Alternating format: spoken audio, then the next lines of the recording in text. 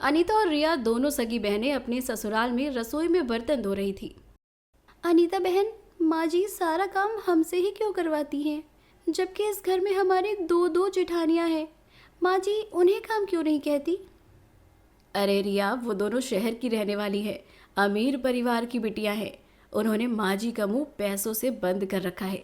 सवेरा हुआ नहीं कि दोनों बहनें आदमियों की तरह कपड़े पहन लेती हैं और घर से चली जाती हैं और आराम से मस्त पार्टी करके रात को घर आती हैं। अनीता बहन, आखिर कब तक ऐसे चलेगा? अरे रिया, जाने दे, अपने माता पिता के बारे में सोच। अपने माता पिता ने कितनी गरीबी में अपना जीवन बिताया है। बड़ी मुश्किल से तो हमारी शादी इतने बड़े घर में हुई। काम का क्या है, काम करने से किसका शरीर घट जाता है भला? शायद अपने भाग्य में यही लिखा था।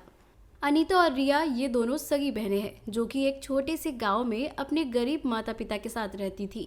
कुछ दिन पहले ही उनकी शादी इस गांव के दो भाई महेश और अजीत से हुई थी। अनीता रिया के ससुराल में उनके सास ससुर सुजाता बलराम और चार जेठ जेठानियां रमेश, सुरेश, कोमल और पायल थे।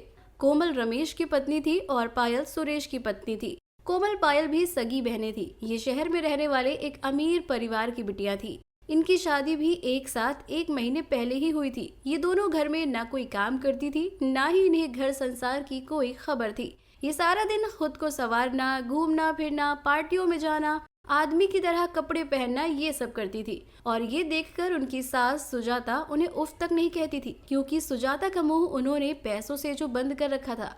रमेश, सुरेश उसी गांव की एक कंपनी में नौकरी करते थे और महेश, अजीत गांव में छोटी मोटी मजदूरी किया करते थे। दोपहर का समय। अरे ओ अनीता बहू, रिया बहू, खाना बना कि नहीं? जी माँ जी, बन गया है। आप सब बैठिए, हम अभी खाना परोसते हैं।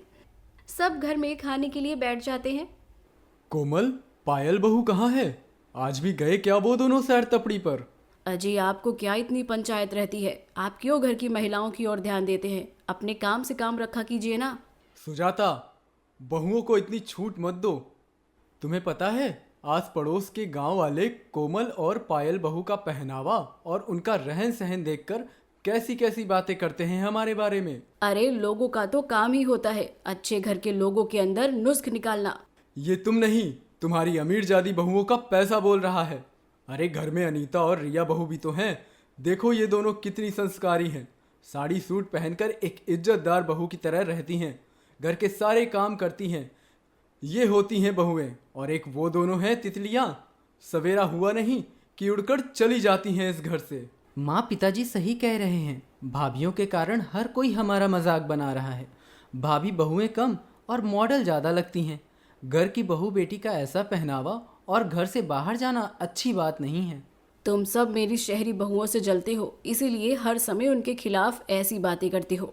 ये सुनकर सब खाना खाकर अपने अपने काम में लग जाते हैं। रात का समय। कोमल पायल दोनों घर पर आती हैं। हे सासू मॉम, वो आपकी दोनों गरीब बहुएं कहाँ हैं? अरे वो दोनों अपने अपने कमरे में हैं। अनीता, रिया, कहाँ हो दोनों? जल्दी बाहर आओ। अनीता रिया अपने कमरे से बाहर आती हैं। रिया, अनीता, जाओ हमारे लिए कॉफी बना दो। जेठानी जी, रात के 11 बज रहे हैं। हाँ तो बनाओ जाकर। रिया अनीता दोनों रसोई में आकर कॉफी बनाने लगती हैं। कोमल पायल इसी तरह सारा दिन घर से बाहर रहती थी और घर आकर अपनी देवरानियों पर हुक्म जताती थी। ऐसे करते करते 3 महीने बीत जाते हैं। एक दिन सुजाता की चारों बहुएं एक साथ गर्भवती हो जाती हैं। वाह वाह मेरी बहुओं, आज तुम चारों ने मुझे बड़ी खुशी दी है। अजी, सुना आपने? हम एक साथ 4 बच्चों के दादा दादी बनने वाले हैं। हाँ सच में सुजाता, ये तो बड़ी खुशी की बात है। कोमल, अब तुम दोनों को अपना खास ख्याल रखना है। तुम्हें बाहर घूमना फिरना ये सब बंद करना होगा और बाहर के खान पान भी बंद करने होंगे। हाँ कोमल बहू, पायल बहू, अब से तुम्हारा बाहर जाना, पार्टियों में जाना बंद। अब से तुम दोनों बाहर का खाना नहीं खाओगे। अब से तुम घर का बना हेल्दी खाना ही खाओगे और घर में ही रहोगे। क्या? अरे नहीं नहीं, हम ये सब नहीं करने वाले। कोमल, तुम गर्भवती हो और एक माँ अपने होने वाले बच्चे के लिए अपने हजारों अरमान कुर्बान कर देती है। क्या तुम दोनों अपने बच्चों के लिए इतना नहीं कर सकते? उफ माँ जी, हमें नहीं करना ये सब। हम वही करेंगे जो हमें अच्छा लगता है। इतना कहकर दोनों बहनें अपने अपने कमरे में चली जाती हैं। देख लो अपनी छूट का नतीजा। इन्हें अपने होने वाले बच्चों की भी चिंता नहीं है, और दो इन्हें छूट। बलराम भी अपने कमरे में चला जाता है। माँ, पिताजी क्या हर समय हमारी पत्नियों के पीछे पड़े रहते हैं? औकात में रहकर बात कर रमेश, वो तेरे पिता हैं, इज्जत से बात कर। सुजाता का ये अवतार देखकर सब हक्का बक्का रह जाते हैं। माँ, यहाँ मैं और तेरे पिताजी तुम्हारी पत्नियों के भले के बारे में कह रहे हैं, और वो दोनों हैं कि हमारी एक नहीं सुन रही। अरे बड़े छोटों का कुछ लिहाज है कि नहीं उन्हें भले ही अपने बच्चों की चिंता नहीं होगी, पर हमें अपने पोता पोती की बहुत परवाह है। कोमल और पायल वही करेंगी जो मैं कहूँगी, समझे? सुजाता का पहली बार ऐसा रूप देखकर सबके होश उड़ जाते हैं। उसके बाद सुजाता कोमल और पायल को हर रोज घर का बना खाना लाकर देने लगी, पर वो दोनों उसे खाती नहीं थी। सुजाता के जाते ही वो दोनों उस खाने को घर से बाहर फेंक देती थी और बाहर जाकर बाहर का खाना खाया करती थी। और इधर रिया और अनीता दोनों गर्भवती हालत में भी घर का काम किया करती थी और अपनी सास के बताए नुस्खे आजमाती थी। इसी तरह 7 महीने बीत जाते हैं। चारों बहुओं के गर्भ का 7वां महीना चल रहा था। एक दिन रात में, सुनिए माँ जी, कल मैं और पायल मुंबई जा रहे हैं। हमारी एक बचपन की सहेली दिशा की शादी है। अरे पागल हो गई है क्या बहू? इस हालत में इतना लंबा सफर तय करना अच्छी बात नहीं है। तुम दोनों कहीं नहीं जाओगे। उफ माँ जी, इस दुनिया में हम ही गर्भवती नहीं हुए हैं। महिलाएं गर्भवती होने पर भी काफी लंबे सफर तय करती हैं। महिलाएं गर्भवती होने पर घर के काम भी करती हैं, अपने ससुराल वालों की सेवा भी करती हैं। ये सब क्यों नहीं करते फिर तुम? बात करती हो। वाह माँ जी वाह, जब हम आपकी जेब भरते रहते हैं तब तो आप हमारी हर बात मानती थी, और अब क्या हुआ? लगता है आपकी जेब अब खाली हो चुकी है। भर दे क्या उसे? ये सुनकर सुजाता गुस्से में आग बबूला हो जाती है। अपनी बकवास बंद कर। सुजाता, इन्हें क्या बोल रही हो? ये वही बोल रही हैं जो तुमने इन्हें सिखाया है। अब जैसा बीज बोया है फल तो वैसा ही आएगा ना। अब भुगतो। अगले दिन सवेरे कोमल पायल बिना किसी को कुछ कहे एक कार में बैठकर मुंबई शहर के लिए निकल जाती हैं। तभी खराब रास्ते में आने जाने से दोनों की हालत बहुत खराब हो जाती है और उनके पेट में अचानक से तेज दर्द होने लगता है।